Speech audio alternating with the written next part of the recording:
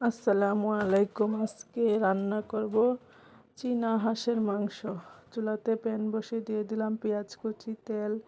পেঁয়াজটা একটু ভেজে দিয়ে দিলাম আদা রসুন বাটা, আস্ত গরম মশলা দিয়ে একটু ভেজে নেব কাঁচা গন্ধ চলে যাওয়া পর্যন্ত। দিয়ে দেব হলুদ, মরিচ, লবণ পরিমাণ মতো দিয়ে একটু পানি দিয়ে কষিয়ে দিয়ে দেব হাঁসের মাংসটা কষিয়ে ঢাকনা দিয়ে ঢেকে দিয়েছিলাম।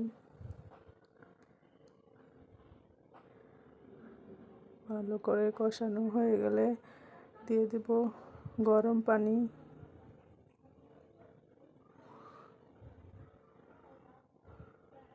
গরম পানি দিয়ে ঢাকনা দিয়ে ঢেকে দিব বলক আসা পর্যন্ত। বলক আসলে দিয়ে দিব গরম মশলার গুঁড়া,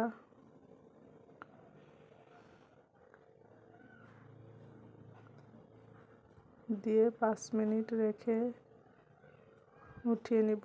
ঝোলটা একটু শুকিয়ে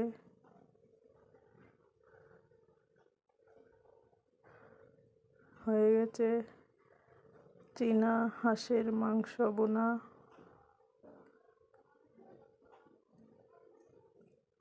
ভিডিওটি ভালো লাগলে লাইক, কমেন্ট, শেয়ার করে দিবেন।